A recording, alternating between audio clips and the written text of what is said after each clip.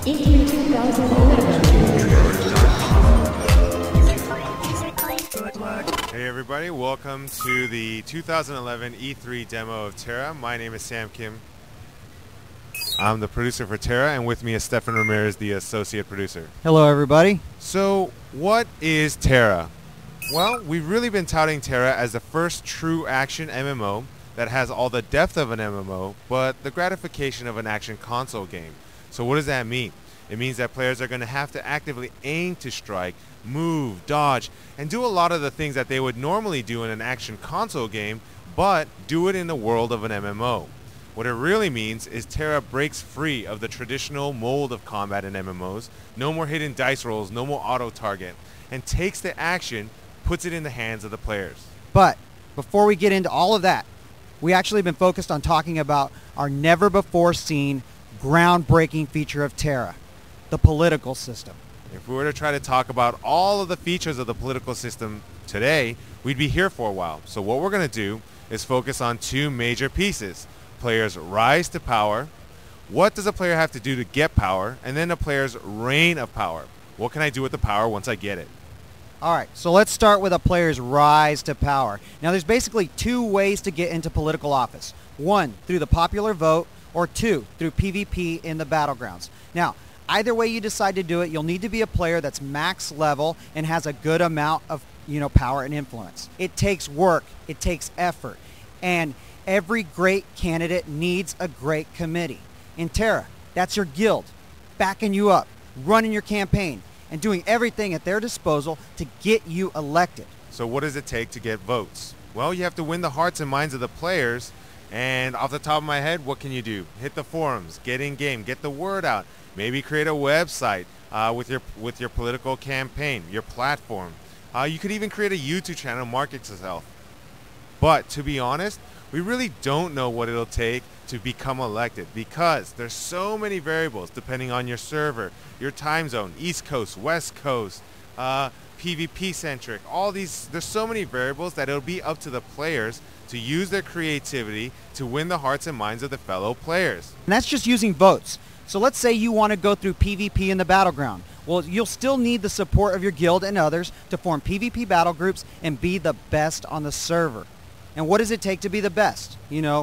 Training, skills, coordination, teamwork, communication. I mean, luck. How many of us have been on the battlefield and we know that a little luck plays a factor?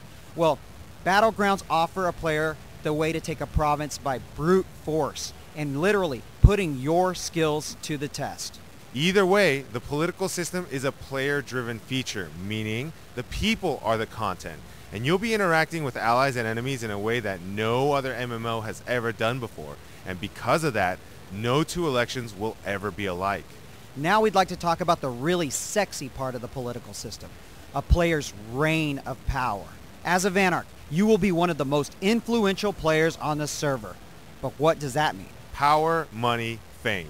Power comes in many forms, and as a Vanarch, you control the towns and NPCs in your province. That means raising taxes, making tons of money, enabling PK in your zone, opening up shops, specialty shops, skill trainers. It means running your own events, and it also means imprisoning players in your province, those enemies, the jackasses, the jerks.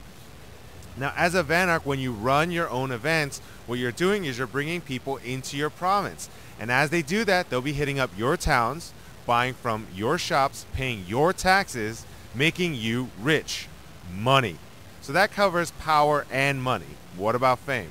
All right, so let me tell you about fame. Now, as a Vanarch, when somebody rolls into your province, bam, they'll instantly see that you are the Vanarch. Everybody's going to know who you are and where you rule. And if your name is literally on the map. And if that's not enough for you, you and your guildmates will have some of the sweetest mounts in the game. I mean, people are going to see that shit from a mile away and be like, oh man, it's a Vanarch. So that covers a player's rise to power and a player's reign of power. And that's a lot of content. So what we're going to do is wrap that up into a neat little package and talk about two characters, Landon and Xavier. Meet Landon, an elite healer in TERA and a guild leader of a group of people that are very motivated to help others. They often go above the call of duty to help people run quests, complete dungeons, and take on BAMs. But most of all, Landon really enjoys connecting with other players and engaging in the world of TERA. But before long, people begin to notice that Landon and his guild are doing a lot of good things, and they feel like Landon would make a great Vanarch. So Landon approaches his guild, and he's like, hey, what do you guys think about this? They love it. They want Landon to be a Vanarch, and they get right behind him. His committee is ready to go, and they're firing on all cylinders. They're running his campaign for him. And they do it by word of mouth, starting with friends and networking out to the forums. Soon, everyone knows the name Landon. In election time, they vote for Landon because they've heard about him, they know what he's up to, and he wins in a landslide. And he didn't even do any of those cheap tricks that Sam was talking about earlier. He didn't buy votes. He did it the honest, good, and hard way and became the Vanarch of Arcadia. So, Landon the good guy, what does he do when he gets in office? He gives back to the people. He immediately lowers taxes in the province. He starts to open up specialty shops. He enables skill trainers. People are coming to Arcadia. It's thriving. And he grabs those jerks, those bad apples, and throws them in jail. And overall, Arcadia is a well-oiled machine. So that's Landon the goody two-shoes. Let's talk about Xavier the fun guy. So from the very beginning, Xavier's all about being the best, having the best, doing the best. And because of that, he reaches the top, I mean the pinnacle of might and skill, and he has a crew that does the same. Thing is, he knows he's not exactly the most popular guy on the server, so he figures Battlegrounds is his best shot to becoming a Vanarch. So what does he do? He trains, he fights, he owns, he dominates his opponents, which quickly make him the Vanarch of Oscarath. Now, as the Vanarch of Oscarath, what does Xavier do? Raises taxes immediately, enables PK in his zone, and rides around town on his pimped out Vanarch mount, showing it off to everyone in the province. On top of that, Xavier also rules his province with an iron fist. He gets rid of everyone who gets in his way, and if you start talking smack, it's prison for you.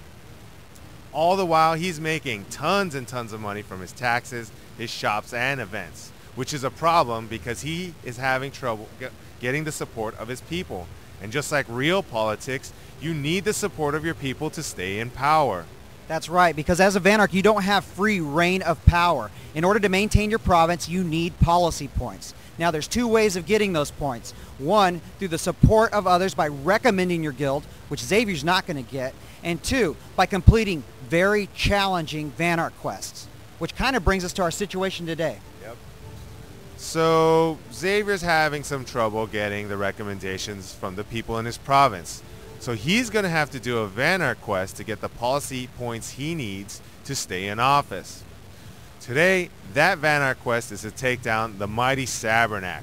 It's an example of a big-ass monster, or BAM for short, and he knows he can't do this alone, so he's going to beg Landon to provide some help. And luckily for Xavier, TERA is all action and no faction, which means the players choose who the heroes and the villains are.